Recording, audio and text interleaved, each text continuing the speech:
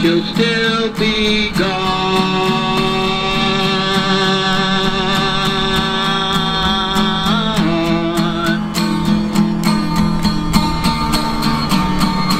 And when I wake, my heart will still be beating. I'm going to meet up with a friend right now, and we're gonna see how this works out.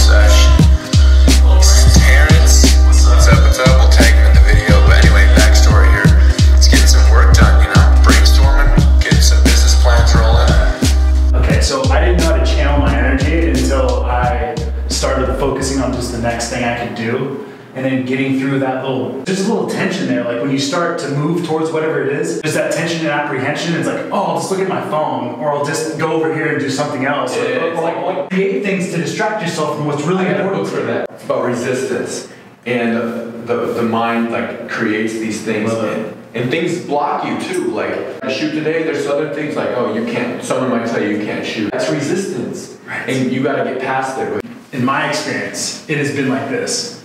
The only thing that stops me is these feelings. Like my mind really wants it, my body is even moving towards it, but like the only thing that really stops me is me. Your vision's there. Yeah.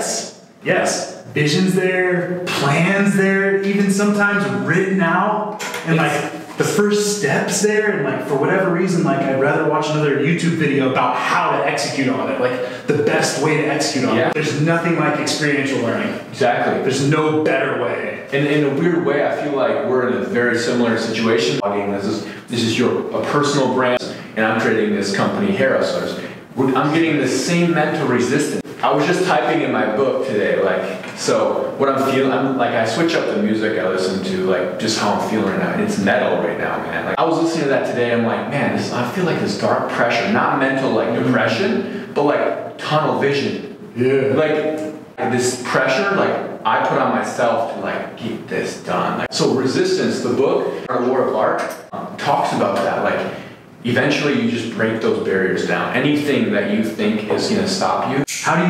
What's the first step you take in writing in the book? So just for me, like, because I felt that this morning, I was like, it's the perfect day to write my book. Because I have those feelings of what it takes, the process, if you call it that. Like, so when those feelings are with me, and I have a little bit of time, 30 minutes, and I'm like, man, this is tough right now. I'm gonna write that in the book as a mind dump. Like, I'm gonna get that in the book. And it's the process, and it's exactly what I went through, so other people can connect with that. As if you could read it right now as you're going through this. Like your vlogs are doing the same thing. And it's like for you know, you're doing it daily. But that content, that's where it's hard. I guess the resistance to feel the urge and the need to vlog. You don't get that every day. That's what Gary talks about, the grind. Like the hustle, that's it. Yes. Gives me goosebumps. When you don't want to do it. Just hearing you say that gives me goosebumps. Yeah. You can see it. Right now, right now. The same joke. I connect with it on such a deep level because it's artistic expression, it's collaboration with people. Yeah. I get connection from it. I get all these things. So what we remember, I think, primarily in life, is feelings. Exactly. So like great loss, like oh, like I can feel that. Like great ecstasy, like oh, I can feel that too. You know, it's like both ends of the spectrum, right? And then everything in between. So what's been your experience with, like, I don't know, great loss in your life? Oh, a lot. I mean, growing up, my first feeling of loss was my cousin fought depression, and he did end his life. I remember like seeing my family, my dad knew it was my cousin, so my dad's brother's kid.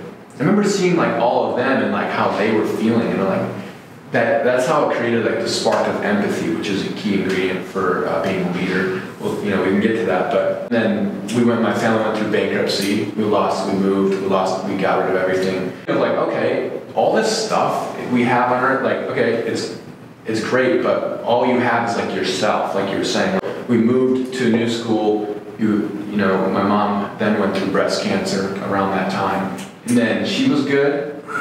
She beat it. And then losing like your best friend, like you're moving schools. Then we moved again. And then, so I got used to moving, creating new friends. And then at 17, I moved to Orange County, California. And that's what helped me do that. Just feeling like you could almost make it anywhere. Like wherever you go, like you can meet another person, you get more friends, collecting friends.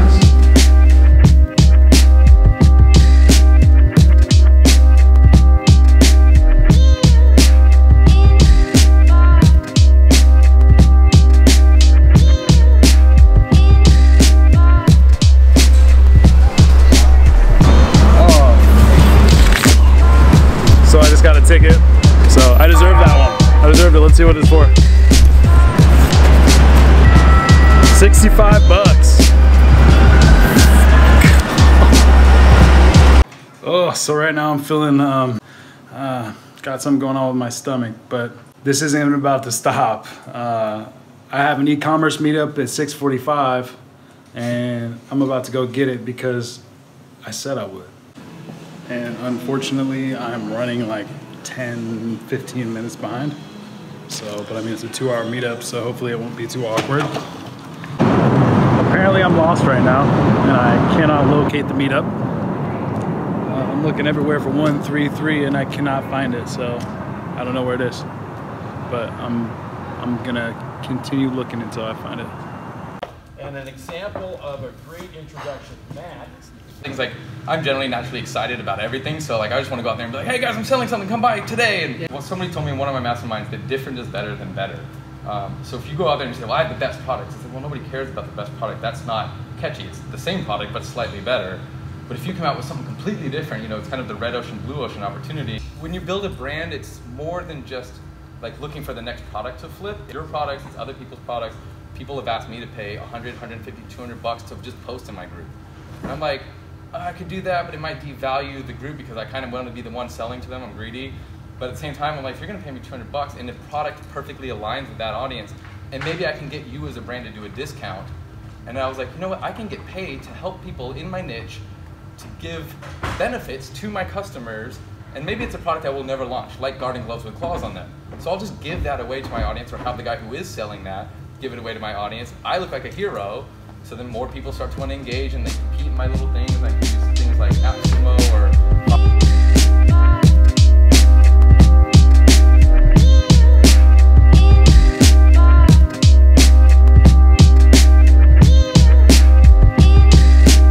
And what's your name? I'm Jim with 2 M's. Yeah. All right. Take care now. Yeah, thank you.